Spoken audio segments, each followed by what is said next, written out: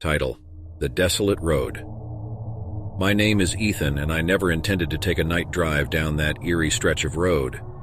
It was a winter's night, the full moon casting an eerie glow upon the snow-covered landscape. As a photographer, I often found myself capturing the beauty of nature. But that night was different. It was the beginning of a horrifying ordeal. I had just finished a photo shoot in a quaint little town tucked away in the mountains. The sun had long set, and my hotel was a few hours away. The GPS led me onto an unfamiliar route, a desolate road that seemed to wind through the heart of the wilderness. As I drove, the forest closed in around me, the thick canopy blocking out the moonlight. The darkness was suffocating, and the only sounds were the rhythmic hum of my engine and the occasional rustling of branches. But then, I saw it, a figure standing at the side of the road, a hitchhiker in the middle of nowhere. My instincts told me to keep driving, but guilt gnawed at my conscience. What if they needed help? Reluctantly, I pulled over. The hitchhiker was a young woman, her pale face illuminated by the car's headlights. Her eyes held a profound sadness, and her clothes were torn and ragged. She looked as if she had been wandering the wilderness for days. "Please, can you give me a ride?" she pleaded, her voice barely a whisper. Despite my reservations, I couldn't leave her there alone in the freezing cold. I unlocked the car doors and she climbed in, her presence sending shivers down my spine. "My name is Emily," she said, her voice quivering. "Thank you for stopping." "You're welcome," I replied, trying to hide my unease. "What happened to you? Are you okay?" Emily hesitated before answering. "I don't remember. Everything is a blur. I just need to get home." I pressed further, asking about her family and where she lived, but she only shook her head.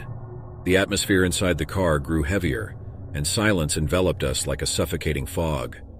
I focused on the road ahead, hoping to reach a more populated area soon. As we continued, I couldn't help but feel a sense of dread, as if something was terribly wrong. The forest seemed to close in around us, the trees leaning closer as if watching our every move. "Are you okay?" I asked again, my concern for Emily growing. "I'm fine," she whispered, but her eyes told a different story. After what felt like an eternity, the road suddenly opened up, and I saw a small cabin nestled among the trees. It was a welcoming sight amidst the desolation. I offered Emily to stay there for the night until she could get help, but she refused. "No, I need to go home," she said, her eyes locked on the cabin. Reluctantly, I continued driving, my unease growing with every passing minute. The cabin was the last sign of civilization, and we were once again surrounded by darkness. As we drove on, I couldn't shake the feeling that something was following us. Shadows danced at the edge of my vision, and strange noises echoed through the woods. Emily seemed to sense it too, glancing nervously out the window. "Can you go any faster?" she asked, her voice trembling. "I'm already driving as fast as I can on this road," I replied, my heart pounding in my chest. The road seemed to stretch on forever, and the world outside the car felt like a twisted nightmare. I couldn't explain it, but the road didn't seem to end.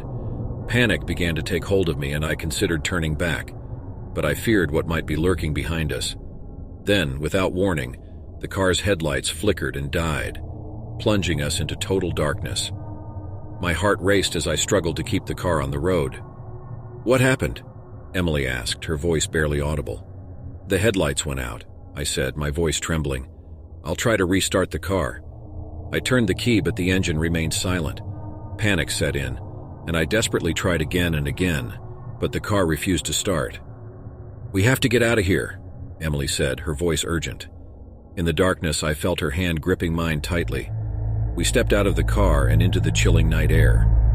The moon had disappeared behind a blanket of clouds, leaving us in complete darkness.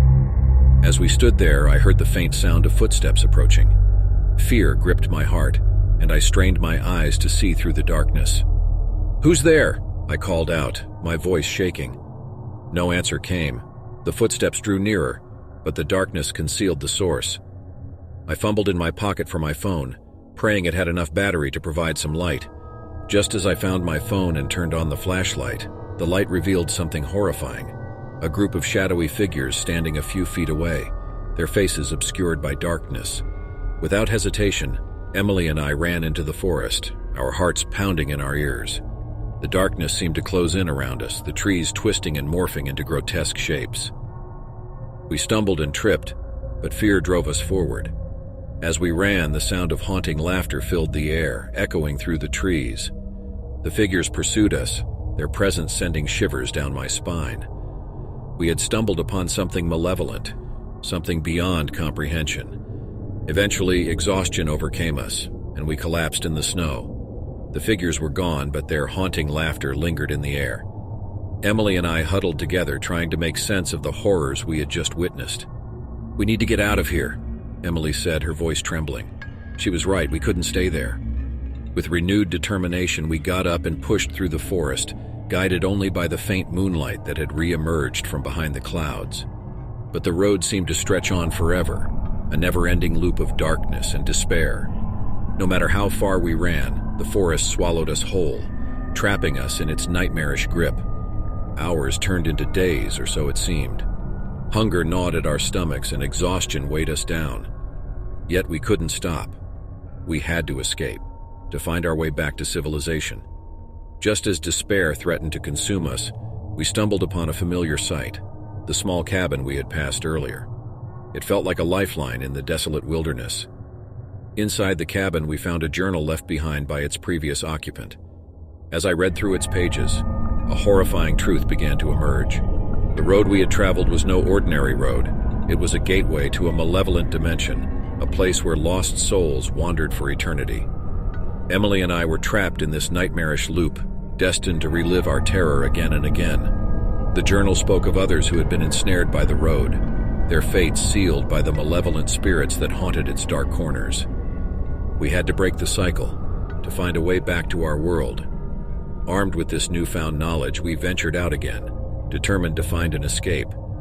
But the road seemed to taunt us, shifting and changing its path, leading us in circles. Days turned into weeks, and hope began to wane. Emily's spirit was fading, and I could feel the darkness closing in around us.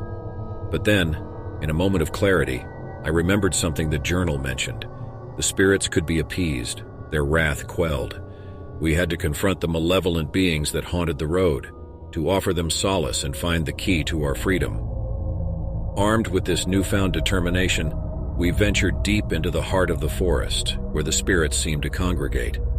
What we encountered there was beyond comprehension, a congregation of tortured souls, their faces contorted with pain and anguish. Yet as we approached, a strange calmness washed over us, as if they were beckoning us closer. In that moment, I understood. The spirits were trapped just like us, bound to this desolate road for eternity. They had become malevolent out of their own suffering, their anger directed at the living world that had abandoned them. With a heavy heart, I offered them the only thing I had, compassion. I spoke of the beauty of life, the joy of human connections, and the warmth of the sun. I offered them a glimpse of the world beyond their eternal prison, hoping to touch their lost souls. And in that moment, the road seemed to tremble, as if in response to my words. The spirits began to fade, their forms dissipating like mist in the wind. Emily and I held each other tightly, feeling a profound sense of peace washing over us. When the last spirit disappeared, the darkness lifted, and we found ourselves back on the familiar road, the road we had set out on before that fateful night. The sun was rising, and the world was bathed in golden light. Emily and I knew we had been given a second chance, a chance to escape the horrors of that malevolent road. We never spoke of that night again, but its memory stayed with us, a reminder of the darkness that could lurk in the most unexpected places. So if you ever find yourself on a desolate road in the dead of night, beware. You never know what malevolent spirits might be lurking in the shadows, waiting to ensnare lost souls like you and me.